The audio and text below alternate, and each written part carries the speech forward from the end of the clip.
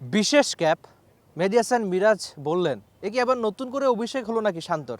আর মুস্তাফিজের মুখের হাসি সব মিলিয়ে দারুণ একটা মুহূর্ত বাংলাদেশ দলের। তার উপলক্ষ লিটন কুমার দাসের ১০০তম ওয়ানডে ম্যাচ। টিম ম্যানেজার নাফিস ইকবাল প্রথমে ডেকে নিলেন মুস্তাফিজুর রহমান আর মেহেদী হাসান মিরাজকে। তারপর ছোট্ট একটা স্পিচ যেটা কিনা জানায় যে লিটনের এই অর্জনটা বাংলাদেশের ক্রিকেটের প্রেক্ষাপটে কতখানি বড়। আপনি হয়তো অনেক বেশি নাম খুঁজে পাবেন না, এর আগে 15 জনও নাই যারা কিনা ১০০টা ওয়ানডে ম্যাচ খেলেছে বাংলাদেশের হয়ে।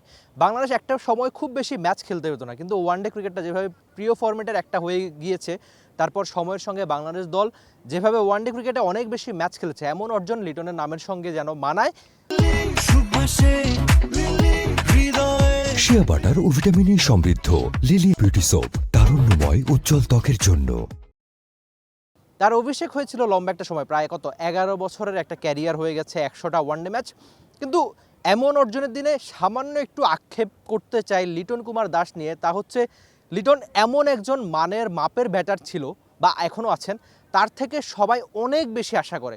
তার প্রতিভা নিয়ে কারো কোনো বিন্দুমাত্র কোনো প্রশ্ন নাই, কিন্তু ওই যে ধারাবাহিকতা, প্রায় ১০০টা ওয়ানডে নামের সঙ্গে ব্যাটিং গড় ৩০-এর আশপাশ। কেন লিটনের ব্যাটিং গড় ৩০-এর আশপাশ হবে?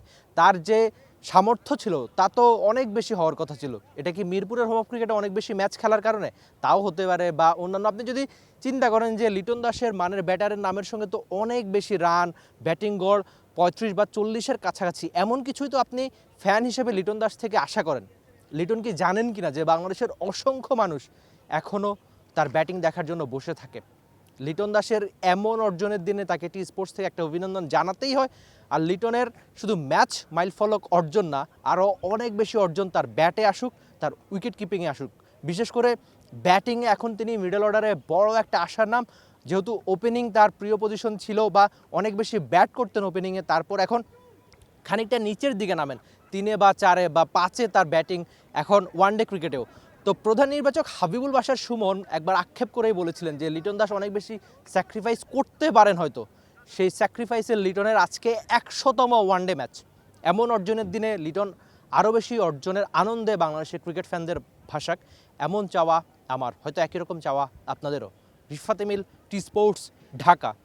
For more updates, subscribe to our YouTube channel and click on the bell icon. Follow us on Facebook and Instagram. Download T-Sports app to enjoy exciting games and highlights. Visit tsports.com.